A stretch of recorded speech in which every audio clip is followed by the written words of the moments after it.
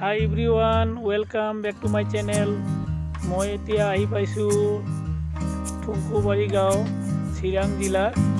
ইয়াত মোৰ জন্মস্থান আৰু ইয়াতে মোৰ 7 বিঘা মাটি আছে। মাটিখিনি এনেকুৱা অৱস্থা হৈ আছে, আজি বহু দিনৰ পৰা ইয়াত খেতি বাতি কৰা নাই আৰু ইয়াতে নদীয়ে উল্টা খুন্দা হৈ বহুত মাটি অনিষ্ট কৰিছে। এতিয়া মই ইয়াতে জংগলবোৰ চাফা কৰাৰ কাৰণে মানুহ লগাইছোঁ আৰু তেওঁলোকে চাফা কৰি আছে। কাষত নদী আছে, নদীটো পানী কমি গৈছে, আগৰ নিচিনা নাই আৰু এতিয়া ইমান এটা পাৰ ভাঙা নাই। আপোনালোকক দেখুৱাম গোটেই মাটিখিনি কেনেকুৱা কি অৱস্থা হৈছে আৰু বৰ্তমান কি কৰি আছোঁ সেই সম্পৰ্কে দেখুৱাম। আপোনালোকে চাওক, ইয়াতে ইমান জংঘল হৈছে, জংঘলবোৰ কাটি আছে, প্ৰায় আধাখিনি কটা হৈছে। আজি 2 দিনৰ পৰা কৰি আছে আৰু হয়তো 2 দিনমান লাগিব। জংঘল কম থকা হ'লে হয়তো 2 দিনতে কমপ্লিট হ'ল হয়, কিন্তু জংঘল ইমান বেছি হৈছে যে 4 দিনমান লাগিব। আৰু গছো হৈছে, খুব ডাঙৰ গছ নহয়, মিডিয়াম চাইজৰ গছ আৰু সৰু গছ। আপোনালোকে চাওক।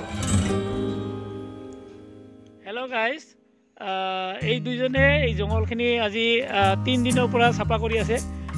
জংঘল মানে ইমান জংঘল হৈছিলে যে ভাবিব নোৱাৰা জংঘল হৈছিলে। আজি প্ৰায় 18 বছৰৰ পৰা ইয়াত খেতি বাতি হোৱা নাই আৰু নদীয়ে উল্টা খুন্দা হৈ ভাঙিছে, যাৰ কাৰণে ইয়াত খেতি বাতিৰ উপযোগী নহয় আৰু তাৰ কাৰণে ইয়াত ইমান জংঘল আৰু ডাঙৰ ডাঙৰ গছ হৈ গৈছে। মই ভাবিছোঁ যে এইখিনি গছ আৰু জংঘলখিনি চাফা কৰি ইয়াত কিবা এটা কৰিম, যাৰ কাৰণে মই 2জন মানুহ লগাইছোঁ ইয়াত জংঘলখিনি চাফা কৰাৰ কাৰণে। এতিয়া তেওঁলোকৰ মুখৰ পৰা আপোনালোকক 2 এষাৰ কথা শুনাম, গতিকে আপোনালোকে চাই থাকিব। আচ্ছা দাদা, ইয়াতে আপোনাৰ কেইদিনমান হ'ল জংঘল কাটি আছে? কেনেকুৱা জংঘল দেখা পাইছিল? ভয় পাইছিল নে কাটোতে? ডাঙৰ ডাঙৰ সাপ পাইছিল নেকি? তেনেহ'লে এতিয়া কেনে হৈছে চাফা কৰাৰ পিছত?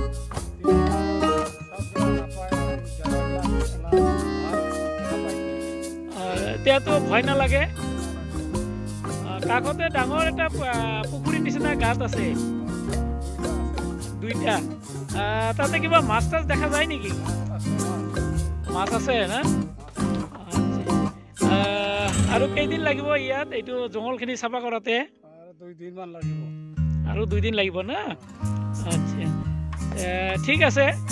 আপোনালোকে এই যে চাফা যে কৰি আছে তাৰ কাৰণে ভাল হৈছে, জেগাখিনি চাফা হৈছে আৰু দেখাটো ভাল লাগিব, হয় না? আৰু ইয়াৰ পিছত গছ মিচিং কৰা দি গছবিলাক কাটিলে আৰু জেচিবি মাটিখিনি সমান কৰিলে ভাল হ'ব। আচ্ছা, ঠিক আছে। হালধি খেতি কৰা হৈছে ইয়াত, আপোনালোকে দেখা পাইছে। তাৰ লগতে মূলাৰ খেতি কৰা হৈছে। মূলা খুব ডাঙৰ হোৱা নাই, এতিয়া শাক খাব পৰা অৱস্থা হৈছে। আৰু লগতে দেখা পাইছে আপোনালোকে আলুৰ খেতি, আলু খেতি অলপমান কৰা হৈছে। আলু ভালে হয় ইয়াত, তেনেকৈ বেয়া নহয়। লগত আৰু তিলৰ খেতি কৰা হৈছে, কাৰণ ওখ মাটি, তিলৰ কাৰণে বৰ ভাল ইয়াত খেতি। তিলৰ খেতি উপযোগী মাটি হয়। ধান খেতি কৰা হৈছিলে, ধান খেতি কটা হৈছে। এতিয়া নদীৰ কাষত বহুত এৰিয়া পৰি আছে, সেইখিনি জংঘল কটা হৈছিলে, জংঘলবিলাক শুকাব দিয়া হৈছে আৰু শুকালে এই জংঘলবোৰ লৈ এই গাঁতত দিয়া হ'ব, যাতে গাঁতটো অলপ মেকআপ হয়, যাতে জেচিবি দি মাটি দিলে মাটিৰ পৰিমাণটো কম লাগে, তাৰ কাৰণে এই জংঘলবোৰ গোটেইখিনি গাঁতত দিয়া হ'ব। কাষতে এটা নদী বৈ গৈছে, আপোনালোকে দেখা পাব। এই নদীয়ে ইয়াতে ভাঙিছে আচলতে বানপানী টাইমত। এই নদীটোৰ নাম বক্ৰ নদী। ই সদায় একা বেকাকৈ বৈ যায়, যাৰ কাৰণে মাটি ক্ষতিসাধন কৰে।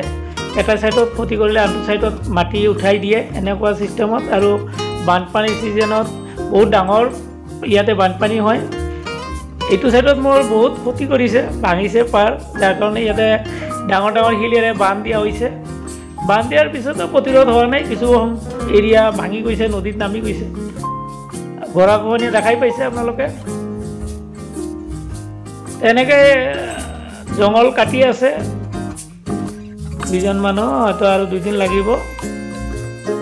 আপোনালোকে চাই থাকক। ইয়াৰ পিছত ইয়াত জেচিপি লগাম মাটিখিনি সমান কৰাৰ কাৰণে। কাৰণ এই যে আপোনালোকে ডাঙৰ ডাঙৰ গাঁত দেখা পাইছে, পানী বহুত আছে ইয়াত।